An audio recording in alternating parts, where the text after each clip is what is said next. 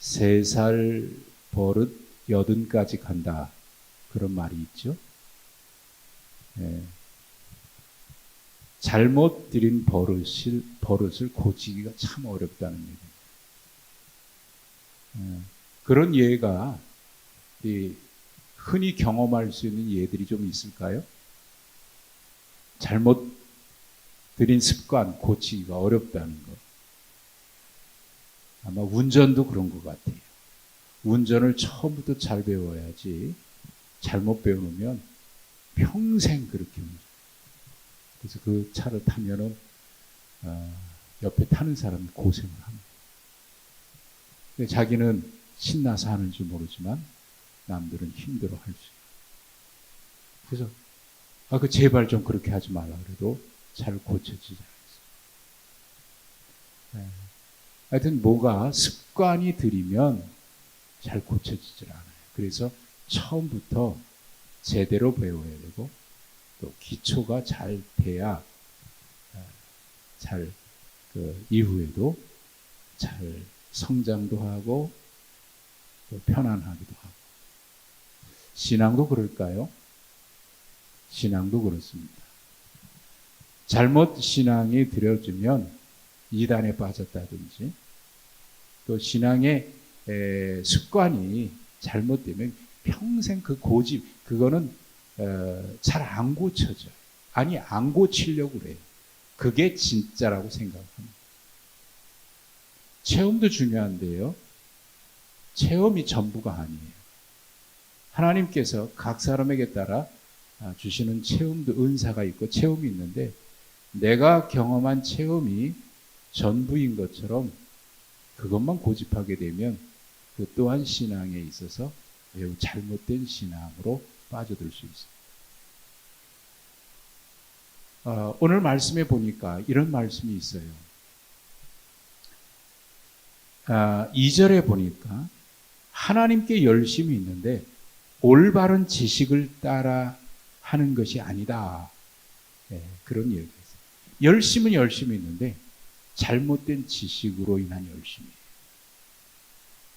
신앙이 열심입니다. 그런데 잘못된 지식을 따라하는. 이게 누구를 얘기하고 있는 거냐면 지금 이스라엘 사람, 유대인들을 얘기하고 있는 거예요. 잘못된 지식, 잘못된 믿음을 따라 살아가고 있더만 열심은 있는데 잘못된 믿음. 참 그렇게 되면 불쌍해요. 왜냐하면 잘못된 믿음은 이게 구원과 관련이 있기 때문에 그래요. 마태복음 7장 21절과 22절, 23절에 있는 말씀을 우리가 기억하는데요. 예수님께서 그런 말씀을 하신 적이 있어요. 유대인들이 우리가 주님의 이름으로 기적도 행하고요. 또 병자도 귀신도 쫓아내고 모두 하고 다 했습니다. 주님의 이름으로 많은 것을 했습니다. 자랑할 게 굉장히 많습니다. 굉장히 훌륭해요. 열심도 있는 것 같아요. 주님이 뭐라 그러셨냐면 그런데 내가 너희를 알지 못한다. 참 불쌍하잖아요. 그렇게 열심히 했는데 주님이 기억을 못 하신다. 이게 참 불쌍한 사람. 오늘 말씀 바로 앞에 이런 말씀이 있었습니다. 바울 사도가 로마에 있는 교인들에게 편집 쓰면서 그런 이야기를 한 적이 있어요. 9장 30절에 보면 이런 말씀이 있죠. 의를 따르지 아니한 이방인들이 의를 얻었다. 의를 따르지 아니했는데 그들이 의를 얻었답니다. 그런데 반대로 31절에는 의의 법을 따라간 이스라엘은 오히려 율법에 이르지 못했답니다. 이건 모순이지요? 참 억울할 것 같아요. 열심히 했는데 거기에 이르지 못하고 어떤 사람은 의를 따르지 않았는데 의에 이르렀답니다. 이게 참 억울하잖아요. 의를 위해서 열심히 일했는데 의에 이르지 못하고, 어떤 사람은 의를 따르지 않았는데 의에 이르렀다는 겁니다. 이게 참 억울할 것 같아요. 억울할 것 같아요. 지금 바울 사도가 이야기하면서 누구보다 이것을 경험한 사람이 누구냐면 자기 자신인 거예요. 자기 자신이 그렇게 살았어요. 누구보다 열심히였지요. 빌립보서 3장에 보면은 그런 고백을 하죠. 여러분 한번 그 빌립보서 3장을 한번 찾아보시면은 빌립보서 3장 4절부터 6절에 있는 말씀, 주보를 여기다 끼워두시고, 빌립보서 3장 4절부터 6절의 말씀을 한번 보십시다. 그러나 나도 육체를 신뢰할 만하며 만일 누구든지 나를 다른 이가 육체를 신뢰할 것이 있는 줄 생각하면 나는 더욱 그러하다라고 얘기합니다. 그리고 나는 8일 만에 할례 받았고 이스라엘 족속이요 베냐민 지파요 히브리인 중에 히브리인이요 율법으로는 바리새인 열시분으로는 교회를 박해하고 율법의 의로는 흠이 없다. 누구보다 열심이었어요. 율법에 대한 열심이 대단했어요. 그래서 율법의 의로는 흠이 없다고 자랑했던 사람이에요. 혈통이나 열심이나 그가 배운 지식이나 그리고 율법에 흠이 없다. 여러분 이거 뭐 교만한 사람이라고 말할 수 있는데 아무리 교만해도 내가 율법에 조금도 흠이 없다라고 자신만만하게 말할 수 있는 사람이 과연 얼마나 될까? 근데 바울 사도는 단지 그렇게 자신만만하기 때문에 그런 것만은 아니에요. 정말 율법에 있어서 누구보다 열심히 있었던 사람이에요. 그런데 그게 다 잘못됐다고 하는 것을 그가 나중에 깨달았죠. 그 이전에는 몰랐던 거예요. 자신만만했던 사람. 그러니까 지금 여기에 9장 31절, 30절, 31절에 말씀하고 있는 의를 따르지 않았는데 이방인들이 의에 이르렀고 또 의의 법을 따라갔는데 결국 의의 법인 율법에 이르지 못한 유대인들. 참 이야기하면서 바울은 자기 자신을 생각했을 것 같아. 그래 맞아. 내가 의의 법을 따라 그렇게 열심히 했는데 결국 의에 이르지 못했다. 의에 이르지 못했다. 그거 왜 그럴까요? 그게 바로 지금 10장 2절에서 말씀하고 있는 것처럼 열심은 있었는데 잘못된 지식으로 열심을 했다. 불쌍한 거죠.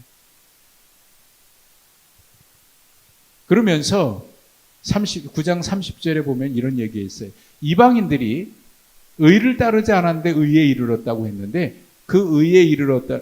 그들이 이룬 의는 어떤 의였냐면 율법의 의가 아니라 믿음의 의라고 얘기를 했어요. 그러니까 믿음을 따라하는 의가 있고 율법을 따라한 의가 있는데 잘못된 의는 뭐냐면 율법을 따라 의에 이르겠다고 하는 그것이 바울 사도가 그동안 살아왔던 방법이고 지금 여기서 열심은 있는데 잘못된 열심이었다는 거예요. 자, 그러면 요거를 좀 의라고 하는 말을 계속했는데 좀 더 바꿔서 표현해 봅시다. 10장으로 가면 이렇게 표현했어요. 10장 1절에 형제들아 내 마음에 원하는 바와 하나님께 구하는 바가 있는데 그것은 이스라엘을 위함이니 곧 그들로 구원을 받게 하려니라. 여기서는 구원이라는 말로 바꿨어요. 그러니까 앞에서는 의에 이르지 못했다 그랬는데 10장으로 가면 구원이라는 말을 바꿔요. 구원과 의가 같은 개념이에요. 잘못된 열심을 가지고 그들이 잘못된 믿음을 가졌는데 결국 의에 이르지 못했다는 얘기는 구원에 이르지 못했다는 거예요. 그러니까 불쌍한 거죠.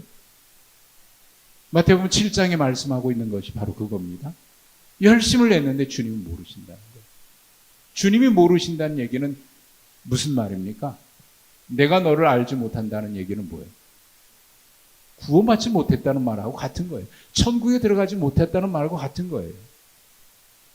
주님이 알아주셔야 되는데, 주님이 내 믿음을 인정해 주셔야 되는데, 주님이 나를 의롭다고 받아주셔야, 그래야 하나님의 나라 들어가는데, 내가 너를 모른다는 거고, 너를 모른다는 것은 그가 했던 모든 것을 다 하나님이 모르신다는 거거든요, 주님이. 그러니 하나님 나라에 못 들어간다는 거 아니에요. 구원받지 못한다는 거 아니에요.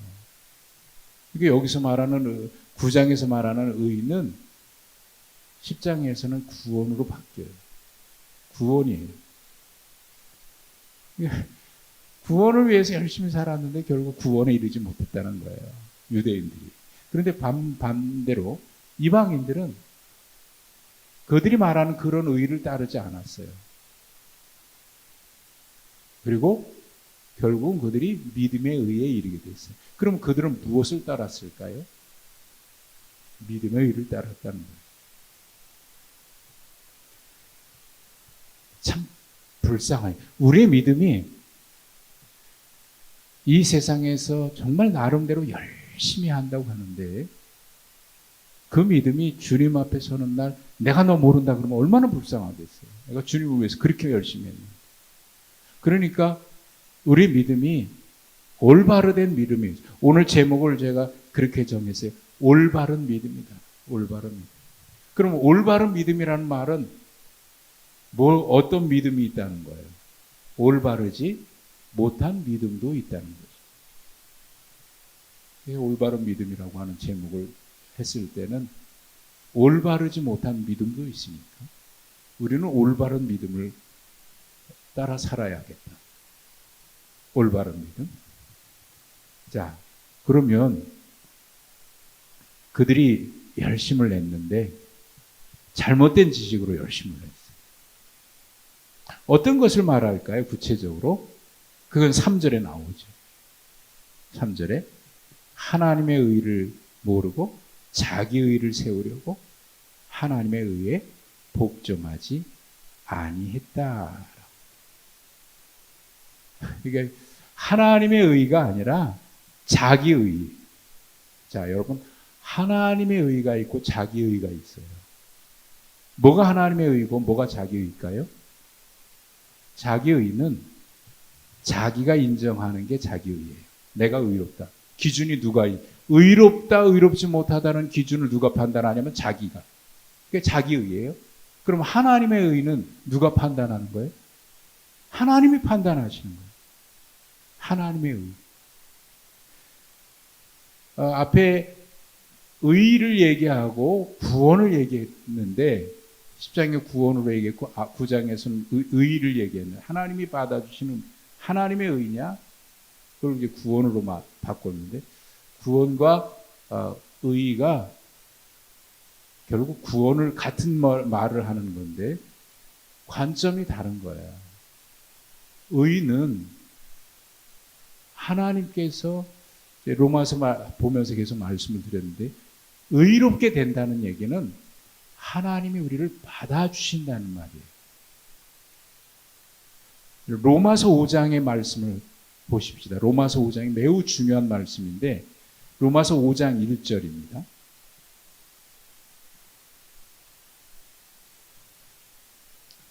(5장 1절) 이게 로마서 전체의 매우 중요한 말씀 중에 하나인데 5장 1절 같이 읽겠습니다. 시작. 그러므로 우리가 믿음으로 의롭다 하심을 받았으니 우리 주 예수 그리스도로 말미암아 하나님과 화평을 누리죠. 이게 신앙생활의 전부라고 얘기할 수 있어요. 내가 예수 그리스도를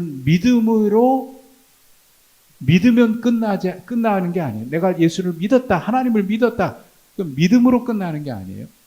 그 믿음이 하나님이 보실 때 그래, 너의 믿음이 옳다라고 받아주셔서 하나님께 인정받았을 때 그것을 의롭다함을 받았다라고 얘기하는 거예요. 내 믿음을 하나님이 인정해 주셔서 의롭다함을 받아요. 그 의롭다 하나님이 받아주시면 그 다음 단계가 뭐냐면 하나님과 화평하는 삶으로 들어가는 거예요. 이게 믿음의 전체입니다. 믿어서 구원받았다라고 하는 얘기는 내가 예수 그리스도를 구주로 믿어서 하나님이 내 믿음을 인정해 주셔서 그래 너는 의로운 자녀다. 받아주셨다는 거예요. 그래서 의롭게 되는 거죠. 그 의롭게 된 사람은 그 다음에 주님과 함께 살아가는 거예요. 주님과 화평하면서.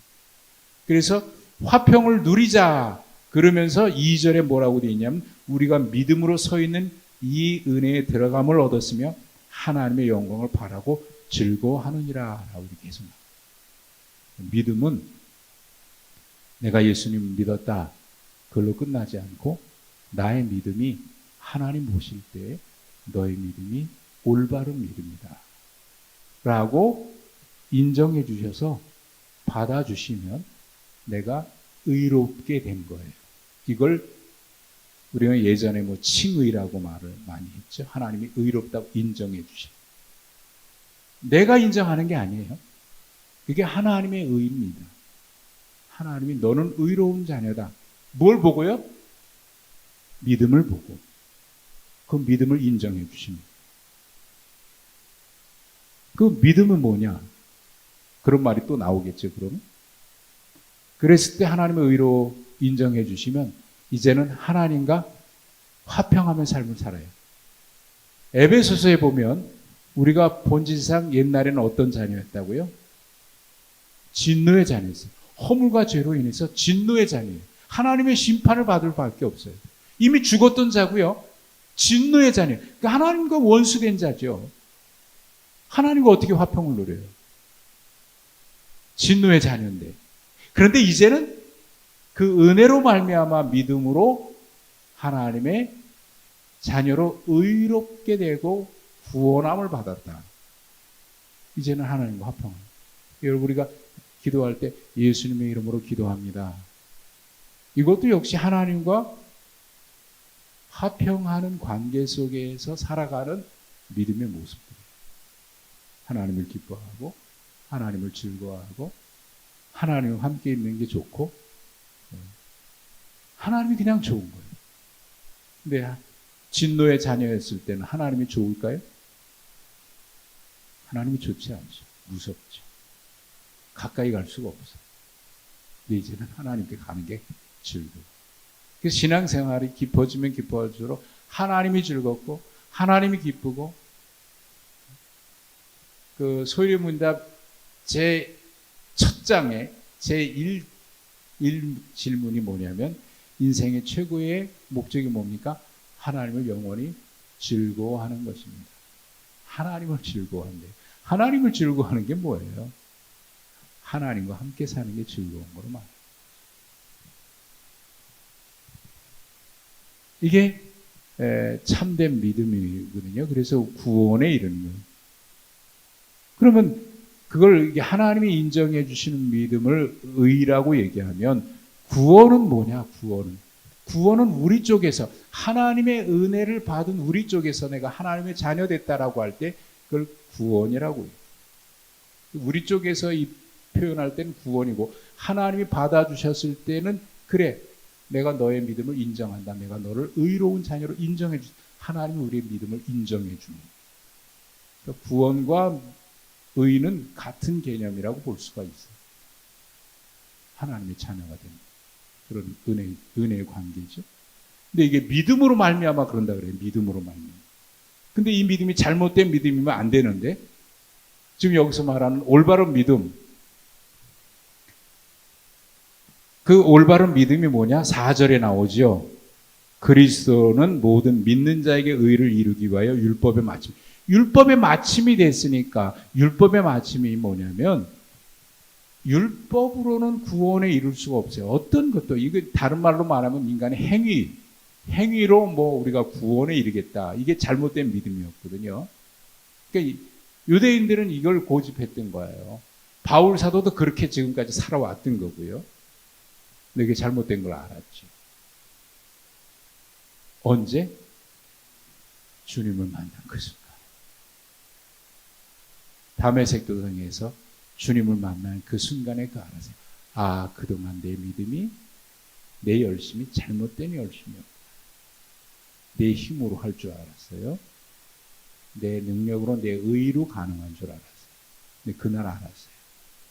아, 주님이 나를 위해서 십자가에 죽으시고 부활하셨구나. 부활하셨구나. 그것을 깨달은 그 순간 바울 사도가 고백했던 로마서 5장에 있는 말씀을 보면 우리가 원수였을 때, 죄인 되었을 때에 하나님께서 독생자를 보내셔서 내가 하나님의 자녀. 그걸 깨닫는 그 순간 그는 아하, 그래, 주님이 다 이루셨는데, 여기 율법의 마침이라고 되어 있는데 이걸 다르게 표현하면 주님이 모든 율법의 요구를 다 이루셨다. 이루셨다. 그러니까 우리는 그 주님을 믿는 거예요. 그래서 믿는 거를 요한복음 1장에는 뭐라고 되어 있습니까? 영접하는 자, 곧 그 이름을 믿는 자들에게는 하나님의 자녀가 되는 권세를 주셨다고 말씀하고 있죠. 이게 믿음인 거예요. 그러니까 올바른 믿음은 잘못된 지식으로 인한 열심은 그 전에 바울 사도가 살았던 그 방법이고 9장 31절에 있는 유대인들이 지금까지, 그런데 결국 그것이 주님 거기 9장 33절에 32절에 보면 뭐라고 되어 있냐면 33절이네요. 걸림돌과 거치는 바위를 시온에 두는데 그를 믿는 자는 부끄러움을 당하지 않는다 그랬는데 결국 유대인들은 걸려서 넘어진 거예요. 자기 의지하다. 율법을 의지하다. 이제 주님이 다 이루셨는데 그분을 영접하지 않고, 자, 요게 이제 바울 사도가 올바른 믿음을 얘기하고 있는 건데, 그러면 그 믿음이 뭘까? 올바른 믿음이 뭘까? 그게 이제 10장 8절에 있는 말씀이에요. 8절. 10장 8절에 그러면 무엇을 말하느냐? 이 말은 이게 무슨 뜻입니까? 이게 무슨 뜻이냐 하면 이런 표현이에요. 지금 내가 말하는 이것이 무슨 뜻이냐 하면 그 얘기를 왜 하냐면 바로 앞에 잘못된 믿음은 마치 뭐와 같으냐면 6절에 그렇게 돼 있죠. 누가 하늘에 올라가겠느냐 하지 말라. 올라가겠다 하면 그리스도를 모셔내려는 것이다. 주님을 내가 하늘에 올라가가지고 내가 끌어내리겠다는 거예요. 또 무저경에 내려가지 말라 하지 말라 하니 내려가겠느냐 하면 그리스도를 내가 죽은 그리스도를 내가 끌어올리겠다. 여러분, 주님의 오심과 주님의 부활을 내가 해요? 이건 말도 안 돼. 이게 가능합니까? 불가능한, 인간의 힘으로는 도저히 불가능한, 이거 누가 하시는 일인데? 하나님이 하시는 일을 내가 하겠다는 거예요, 내가. 구원을 내가 하겠다는 거하고 똑같은 말이에요. 이게 잘못된 지식인 거예요. 그래서 그 오스왈드 챔버스가 아마 이게 몇 년 전 연말 선물로 테이블에다가 이렇게 하루하루 이렇게 넘기는 그 탁상용 테이블 성경 구절로 이렇게 넘기는 거 나눠드린 게 오스왈드 챔버스의 그 책을 이렇게 하루하루 날짜별로 넘기고 거기에 보면 이런 몇월 언제인지 6월 달인지 거기 보면 이런 게 있어요. 열심보다 더 귀한 것은 순종입니다.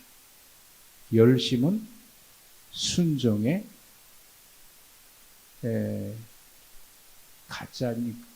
가짜라고 했던가? 이제 그런 열심은 모조품입니다. 예. 열심은 순종의 모조품입니다. 그런 말을 했어요. 그분이. 열심보다 귀한 것은 순종입니다. 열심은 순종의 모조품입니다.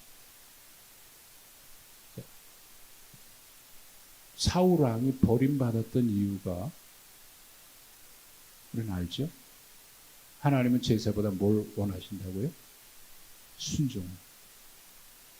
근데 우리는 요즘에 순종이라는 말을 별로 이렇게 또 좋아하질 않아요. 순종. 순종이라는 말을 의도적으로 목사의 말에 순종해야 합니다라고 자기 일을 강조하기 위해서 많이 썼던 어떤 일들이 있었기 때문에, 그런데 순종은 잘못된 말이 아니에요. 하나님의 말씀에 순종은 누구나 이게 제대로 된 믿음이죠. 하나님을 믿는다는 얘기는 그분의 말씀에 순종하는 것까지가 제대로 된 믿음이지. 그래서 야고보가 말씀하잖아요. 너는 믿노라 하면서 행함이 없다면, 거기서 말하는 행함은 순종을 말하는 겁니다. 믿는다 그러면서 행함이 없다면 너의 믿음이 그건 죽은 믿음이다. 나는 순종으로 행함으로 내 믿음을 보이겠다. 그러니까 여러분, 믿음과 행함이라 그러면 우리는 이게 뭔가 좀 잘못된 표현인데 그런 생각을 가지고, 믿음과 순종라고 얘기합시다. 믿음과 순종, 믿음과 행함은요, 분리할 수가 없는 거예요. 믿는데 순종하지 않는다? 여러분, 그 믿음입니까? 믿음일까요? 하나님의 말씀에 순종한다. 그런데 믿음이 없다? 이건 아니죠? 믿는 사람은 순종이 뒤따라야 그게 제대로 된 믿음이고, 순종하는 사람은 믿음이 있으니까 순종하는 것이지. 그러니까 이게 서로 분리될 수 있는 게 아니에요. 그러니까 사울 왕이 버림받은 것은 순종하지 않았기 때문인데, 그 말은 달리 말하면 그가 하나님을 온전히 믿지 않았다는 거죠. 온전히 믿지 않은 거예요. 그래서 사무엘 선지자가 뭐라고 얘기했냐면, 당신이 하나님을 버렸습니다. 여호와의 말씀을 버린 거는 결국 하나님을 버린 거예요. 하나님을 떠난 거예요. 그 말이잖아요. 순종이 제사보다 낫다는 얘기는 바로 그런 말이잖아요. 그러니까 그러면서 이제 그 얘기를 하면서 8절에 그러면 하나님의 의를 위한, 다시 말하면 구원에 이르기 위한 올바른 믿음의 길은 어떤 것이냐, 그 얘기를 하면서 뭐를 얘기하냐면 8절에 그러면 무엇을 말하냐, 이게 무슨 말이냐면 그런 얘기입니다. 말씀이다. 말씀으로 넘어가죠. 말씀으로. 그러니까 올바른 믿음은 자기 의를 위해서 하는 믿음이 아니라, 자기를 내세우기 위한 믿음이 아니라 말씀에 순종하는 믿음이에요. 그래서 말씀으로 넘어가는데, 그 말씀이, 자, 8절 보십시오. 8절 같이 읽어보십시오. 시작. 그러면 무엇을 말하느냐? 말씀이 내게 가까워 내 입에 있으며 내 마음에 있다 하였으니 곧 우리가 전파하는 믿음의 말씀이라. 여러분, 유대인들은 말씀이 자기 입에 있어요. 무슨 얘기냐면 그들은 말씀을 늘 암송하는 사람들이에요. 마음을 늘 암송하는, 그러니까 입술에 달고 살아요. 그들은 손목에, 이마에다가 말씀이 새겨진 걸 달고 다니기도 하잖아요. 신명기에, 민수기에 있는 말씀, 내 임방과 문설주에 말씀을 기록하고 들어가도 나와도 그 말씀을 읽으라고요. 말씀이 그들이 늘 입에 있어요. 말씀이 멀어요, 가까워요? 내 입에 있으니까 얼마나 가까워요. 그리고 그들은 하나님의 말씀을 암송만 하지 않고 또 늘 묵상도 하는 사람들이에요. 그러니까 말씀이 어디에 또 있어요? 마음에도 있어요. 입술에 있고, 그 표현입니다. 8절에 말씀이 얼마나 가까이 있냐면 내 입에 있고 마음에 있다. 그러면 우리도 그렇죠. 하나님의 말씀 우리의 입술에 있죠. 암송하는 게 얼마나 많아요. 암송하고 또 늘 읽고 얼마나 많이 읽어요.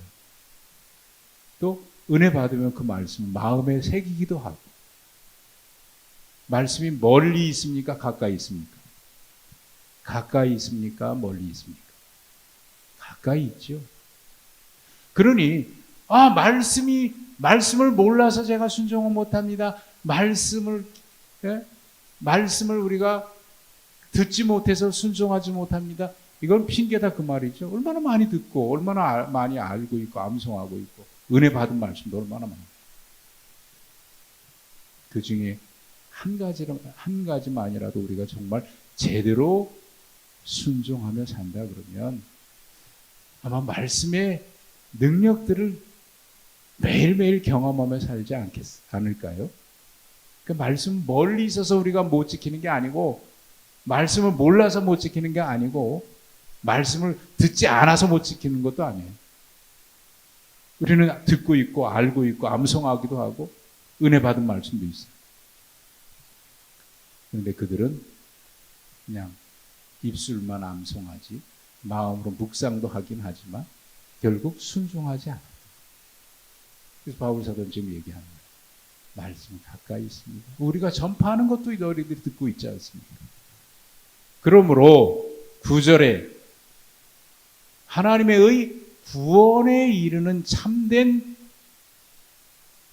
그런 믿음의 길은 말씀을 어떻게 하는 것이냐? 9절, 내가 입으로 예수를 주로 시인하고 하나님께서 그를 죽은 자 가운데 살리신 것을 내 마음에 믿으면, 그리고 10절에 사람이 마음으로 믿어. 여기 믿는다는 말을 그냥 믿으라는 말을 하지 않고 어떻게 믿으라고요? 무엇으로 믿으라고요?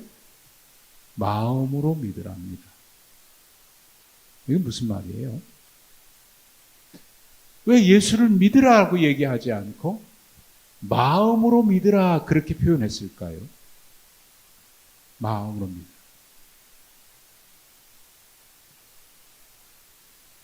여기 마음으로 믿으라는 얘기는 주님을 내 전 인격으로 믿으라 그 말이에요. 내 전 인격. 주님을 마음으로 믿으십시오. 인격으로 믿으십시오. 내 전 존재를 다해서. 그리고 마음으로 믿어 그 다음에 뭐라고 되어 있습니까? 마음으로 믿은 다음에 무엇으로? 입으로 시인하여. 마음으로 믿어 의에 이르고 입으로 시인하여 구원에 이르고. 입으로 시인하는 것도 뭐야? 이건 그 당시 상황을 우리가 보면 입으로 시인하는 게 어떤 것인지 알 수 있어요. 그 당시 박해 시대에 내가 예수를 믿는 사람이라고 입으로 고백하는 것은 무엇과 직결되냐면 죽음과 직결돼요. 그런 가운데서도 내가 입으로 시인한다. 이거는 목숨을 건 고백인 거예요. 동시에 입으로 시인하는 것은 그냥 입술로만 나불거린다는 얘기가 아니고 사람들 앞에 내 믿음이 드러나는 것을 말해요. 내 믿음이 사람들 앞에 드러나는 걸 말해요. 아, 저 사람 믿는 사람이다. 결국 입술의 고백은 무엇과 같으냐면 아, 저 사람은 믿는 모습이 보이는구나. 삶과 연결돼요. 증인, 고백하는 거예요. 고백. 내가 예수 믿는 사람. 아, 저 사람 예수 믿는 사람. 예수 믿는 사람. 그게 뭐로? 나 교회 다닌다는 말로가 아니라 말도 포함되지만 그의 삶을 보니까 아, 저 사람은 예수 믿는 사람. 저 사람은 하나님의 사람. 생활로, 삶으로. 이게 올바른 믿음이라 이거죠. 올바른 믿음. 근데 유대인들은 어땠어요? 내가 하나님의 자녀다 그러면서 얼마나 정죄합니까? 얼마나 교만했습니까? 근데 그 열심이 사람을 죽여요. 바울 사도도 그렇고 사람을 죽여요. 정죄해요. 비판해요. 그리고 하나님을 막 끌어내려. 자기가 너무 의로워. 구원도 자기 힘으로 해. 구원이 인간의 힘으로 가능합니까? 이거는 주님을 끌어내리는 거하고 똑같은 거고, 주님을 내가 힘으로 부활시키겠다고요? 그런 거하고 똑같은 거지. 얼마나 교만한 거예요. 구원은 인간의 힘으로 하는 게 아니고, 인간의 이름으로 하는 것도 아니고, 오직 하나님의 은혜로 말미암은 하나님의 인정하심. 그러니까 우리의 믿음은 참 이 믿음 자체도 은혜인 거죠. 하나님의 은혜에 대한 그 은혜에 대한 우리의 믿음. 이걸 하나님이 우리를 구원해 주시는 그 믿음으로 말미암아 구원하시는. 그러므로 11절에 보시면 이 말씀도 역시 그 당시 상황과 연결시켜 봐야 돼요. 11절에 누구든지 그를 믿는 자는 부끄러움을 당하지 아니하리라. 여러분, 그 당시에는요, 예수를 믿는 자는 부끄러움을 당했어요. 끌려갔어요. 십자가 매달 죽고 형틀에 갔어요. 자, 그런 가운데서도 내 믿음을 지킨다. 대단한 믿음 아니에요. 이게 진짜 믿음 아닐까. 그리고 12절에 유대인이나 헬라인이 차별 없이 주의 이름을 부르는 자는 부여하게 되고, 13절에 주의 이름을 부르는 자는 구원을 받으리라.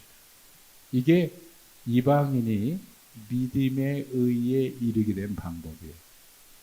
말씀을 따라 그 전해진 복음을 내가 구주로 영접해서 마음으로 믿어 입으로 시인하여 날마다 주님의 이름을 부르는 삶. 근데 유대인들은 그렇지 않았기 때문에 자기들은 의롭다고 생각했는데 결국 의에 이르지 못하고 실패한 믿음이 되고 말았죠. 이 유대인이나 이방인이나. 자, 그러면 우리의 믿음은 우리의 구원은 어디서 난 것일까요? 우리 힘입니까? 우리의 능력입니까? 아니죠. 하나님의 은혜죠.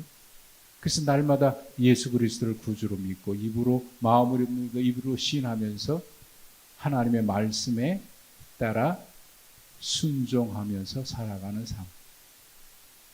우리는 그렇게 살아가는 거죠. 왜? 그 은혜에 감사해서. 그러니까 기독교 신앙은요, 구원의 은혜에 감격해서 날마다 하나님의 말씀 앞에 믿음으로 응답하며 주님과 함께 살아가는 삶입니다. 이게 순서예요. 이렇게 함으로 내가 복을 받겠다가 아니라 이미 구원의 감격 안에서 그렇게 살아가는 삶. 그 이후의 삶은 하나님과 동행하니까, 하나님과 화평하며 사니까 하나님이 주신 은혜가 또 얼마나 크고 놀라울까요? 예수 믿는 게 즐겁고 행복한 거. 그래서 인간의 제일 되는 목적은 하나님을 영원토록 즐거워하는. 하나님이 즐겁죠. 하나님이 기쁘죠. 하나님이 감사. 그 안에서 누리는 하나님의 복은 뭐다 얘기할 수가 없어요. 그저 이미 무한한 복 가운데 우리 들어와 있고 그 은혜 살아. 그래서 오늘도 그 은혜 감사해서 주님, 내가 어떻게 할까요? 질문하면서 하나님이 기뻐하시는 일이라고 생각되는 일에 그저 감사하면서 응답하면 그 자체가 행복이고 그 자체가 즐거움이고 그 자체가 축복이지 않겠습니까?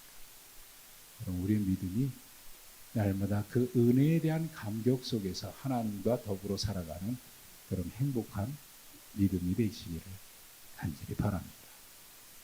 이게 올바른 믿음, 오늘 바울 사도가 얘기하고 있는 겁니다. 기도하겠습니다.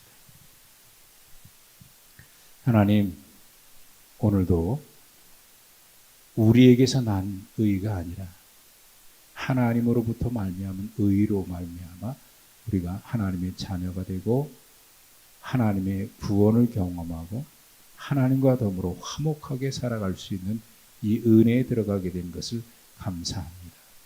하나님, 이 은혜를 기억하면서 날마다 구원의 감격 속에 하나님의 말씀에 믿음으로 응답하며 순종으로 열매 맺는 우리 모든 삶이 되게 하여 주시옵소서. 아직도 우리 속에 남아있는 인간의 고집이나 내 습관을 버리지 아니하고 끝까지 내 고집대로 살아가려고 하는 그런 교만한 마음들, 하나님 이 시간 주의 말씀으로 우리를 새롭게 변화시켜 주셔서 말씀 앞에 온전히 순종하며 살아가는 참된 믿음의 삶 살아갈 수 있도록 주님 붙들어 주시옵소서. 이 시간 간절히 바라고 기도하는 제목들마다 하나님 기억하여 주옵소서. 육체의 연약함, 수술을 앞두고 있는 사랑하는 자녀들 하나님께서 일일이 기억하시고 또 그 가정과 모든 하는 일에 주님으로 인한 기쁨과 즐거움이 항상 가득하여 믿음의 참된 행복과 즐거움을 누리며 살아가는 믿음의 복 누리는 모든 주의 종들 되게 하여 주시옵소서. 예수님의 이름으로 기도하옵나이다. 아멘.